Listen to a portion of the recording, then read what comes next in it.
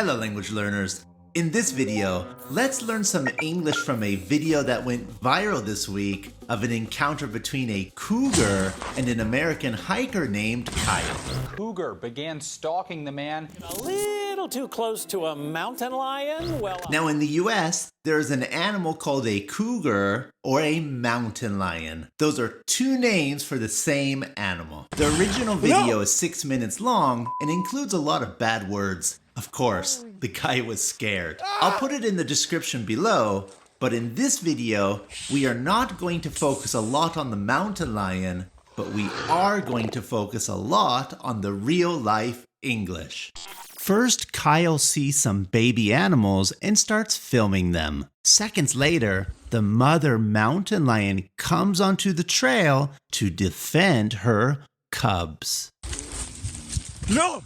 Get the away! Holy Do you know this expression? Holy is something sacred. Many objects in a church are holy. Now, an expression of surprise in English is holy shit. There are more examples of this later in the video. Go! Go! Go! No! No! Go away! Go away is a wonderful example of an imperative. That's when you give an order to someone. In English, we do this by simply using the infinitive of a verb without adding to before it. Of course, Kyle tries this in many ways with the cougar. Sometimes he is direct. Go away! Go away! Go away! No, go away! Sometimes he tries to convince the mountain lion with logic. Go away! I'm big and scary. I'm big and scary. Go away! He even uses please and tries being polite with the cougar. Go away! Please go away! Please go away! Holy But Mama is not interested in listening to imperative orders. No! You're good. You're good, little kitty cat. Kitty cat is normally used when describing small baby kittens. Kitty cat. Kitty cat. Kitty cat. Kitty cat. Here is another example. Stupid kitty cat. Stupid kitty cat. Holy. What's up, dude? Oh. Holy. Ah! What's up, dude? What's up, dude? What's up, dude? This is a very American sentence. It's informal. What's up means something like, how are you? Or what's going on? What's happening? But it can also mean, what's wrong? Or what's your problem? What's up, dude? Dude is an informal way to say man or guy. This word has existed for a long time in North America.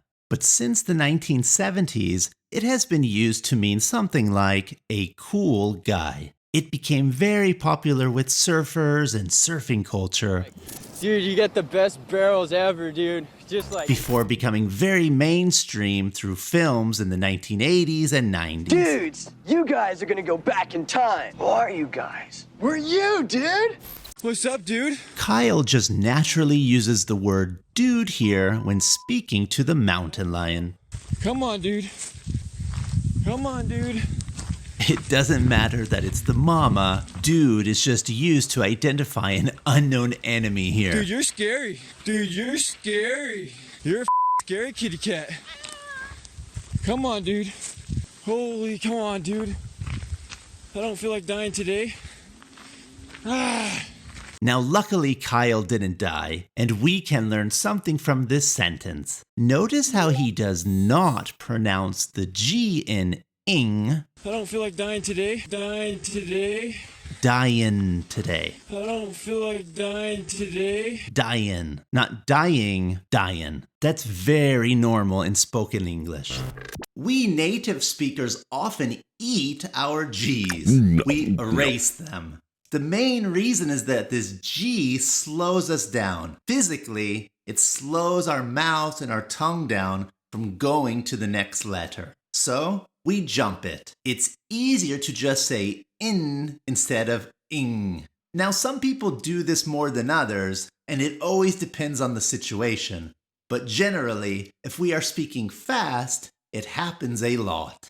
And I'd say being chased by a mountain lion is a good time not to be worrying about your pronunciation. You're not getting me, dude.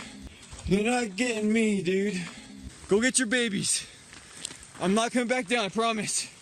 I'm not coming back down. Oh, stupid. This sucks. This is scary.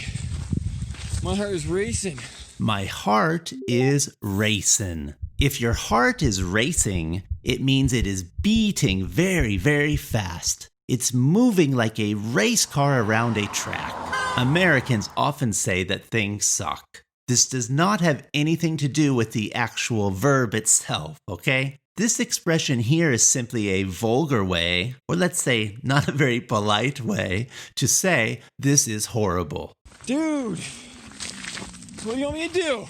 What do you want me to do? What do you want me to do? We can hear some reduction here as he speaks quickly. What do you sounds like what do ya? What do ya? What do you want me to do? What do you want me to do? What do you want me to do?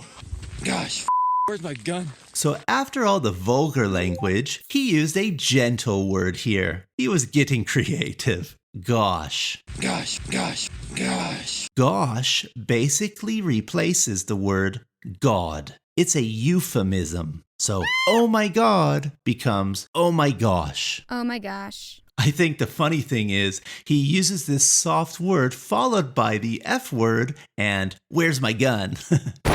Gosh, where's my gun? This is not fun. Go get your babies. Go away. Oh, damn. I just wanted to go on a run. Damn. Damn. Damn is another swear word, typically used when one is frustrated. Yeah, get the away from me. Face. Okay. Yeah, so that just happened. Wow. Holy cow. Holy cow. Holy cow is a nicer way to say holy shit. So similar to gosh, it's a euphemism. Honestly, in English you could say almost any object after holy and it would have the same effect. Holy euphemism, holy grammar, holy bald guy, holy cougar, holy YouTube. But holy cow is quite common. And as you probably already know, cows are sacred in some religions, and this can help you remember this expression, holy cow. So what should you do if you are visiting North America and you run into a mountain lion? Here are some quick tips from an expert. You want to make yourself look big. You want to be as loud as possible. And then, like he did, slowly begin to back away. She reduced want to wanna. You want to make yourself look big. Wanna. You want to be as loud as possible. Wanna. To keep improving your comprehension skills, check out one of these videos.